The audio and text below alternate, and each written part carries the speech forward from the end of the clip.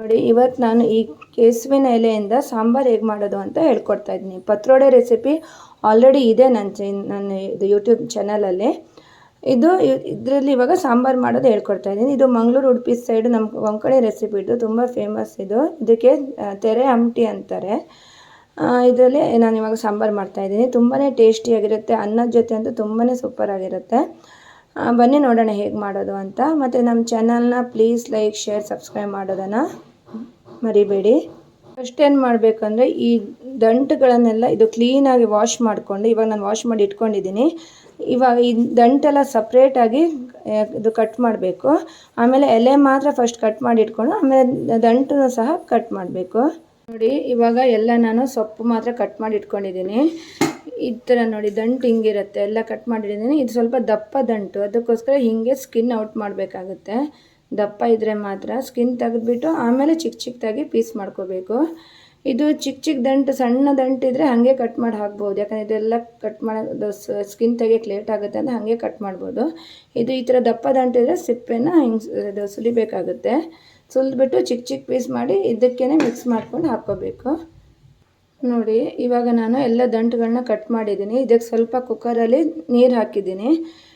ನೀರು ಹಾಕ್ಕೊಂಡು ಇವಾಗ ಚೆನ್ನಾಗಿ ಬೇಯಿಸ್ಕೋಬೇಕು. ಒಂದು ಸ್ವಲ್ಪ ಹುಣಸೆ ಹುಳಿ ಹಾಕ್ಕೋಬೇಕು. ನೋಡಿ, ಒಂದು ಸ್ವಲ್ಪ ಹುಣಸೆ ಹುಳಿ ಹಾಕಿದ್ದೀನಿ. ಆಮೇಲೆ ಮಸಾಲೆ ರುಬ್ಬೇಕಾದ್ರೆ ಮತ್ತೆ ಹಾಕ್ಕೋಬೇಕು. ಯಾಕಂದರೆ ಇದು ಸ್ವಲ್ಪ ಅಂದರೆ ಈ ಸೊಪ್ಪು, ಈ ಕೆಸುವಿನ ಎಲೆ ಏನಿದೆಯಲ್ಲ ಅದು ಸ್ವಲ್ಪ ಕೆರ್ತಾ ಬರುತ್ತೆ.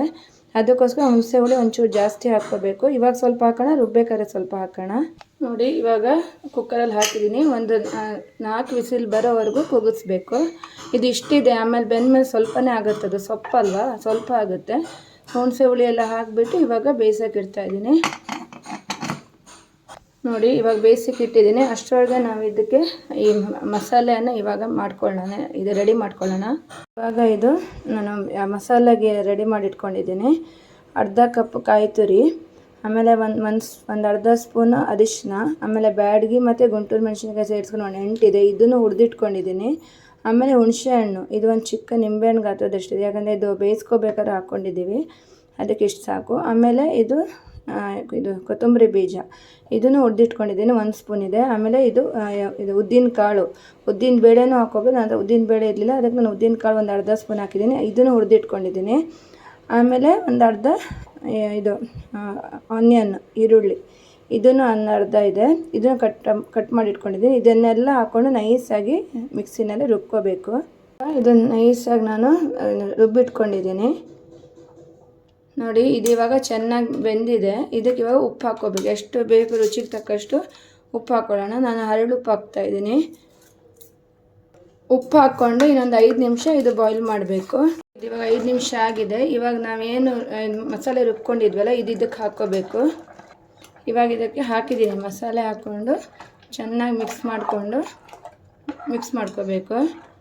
ನೋಡಿ, ಇದು ಇವಾಗ ಒಂದು 10 ನಿಮಿಷ ಚೆನ್ನಾಗಿ ಬಾಯ್ಲ್ ಆಗಿದೆ. ಇದು ಮಸಾಲೆ ಹಾಕಿದ್ಮೇಲೆ ಇವಾಗ ಇದು ಆಫ್ ಮಾಡೋಣ ಗ್ಯಾಸ್. ಇದಕ್ಕೆ ಇವಾಗ ಏನು ಮಾಡಬೇಕಂದ್ರೆ ಬೆಳ್ಳುಳ್ಳಿ ಹಾಕ್ಕೊಂಡು ಇದಕ್ಕೆ ಒಂದು ಒಗ್ಗರಣೆ ಹಾಕಬೇಕು. ಇಷ್ಟು ನಾನು ಬೆಳ್ಳುಳ್ಳಿ ಇಟ್ಕೊಂಡಿದ್ದೀನಿ ಸುಲ್ಕೊಂಡು. ಇದ್ದದ್ದು ಇವಾಗ ಹಾಕೋಣ ಒಗ್ಗರಣೆ. ನೋಡಿ, ಇವಾಗ ನಾನು ಇದಕ್ಕೆ ಹಾಕ್ತಾಯಿದ್ದೀನಿ, ಬೆಳ್ಳುಳ್ಳಿ ಒಗ್ಗರಣೆ ಹಾಕ್ತಾಯಿದ್ದೀನಿ. ಚೆನ್ನಾಗಿದ್ದು ಒಂಚೂರು ಗೋಲ್ಡನ್ ಬ್ರೌನ್ ಆಗಬೇಕು ಬೆಳ್ಳುಳ್ಳಿ, ಅಷ್ಟವರೆಗೂ ಫ್ರೈ ಮಾಡ್ಕೋಬೇಕು ಎಣ್ಣೆ ಹಾಕ್ಕೊಂಡು.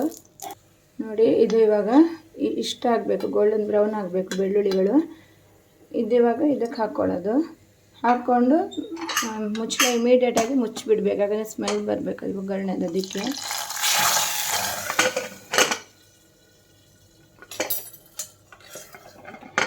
ನೋಡಿ, ಇವಾಗಿದು ಆಗಿದೆ. ತುಂಬಾ ಟೇಸ್ಟಿಯಾಗಿರುತ್ತೆ. ಇದು ಅನ್ನದ ಜೊತೆ ಅಂತೂ ಸೂಪರಾಗಿರುತ್ತೆ. ನೋಡಿ, ಇದಕ್ಕೆ ಹಾಕೋತಾ ಇದ್ದೀನಿ ನಾನು. ತುಂಬಾ ರುಚಿಯಾಗಿರುತ್ತೆ. ಸ್ಮೆಲ್ಲಂತೂ ಸಖತ್ತಾಗಿದೆ. ನೋಡಿ, ಹಿಂಗಾಗುತ್ತೆ.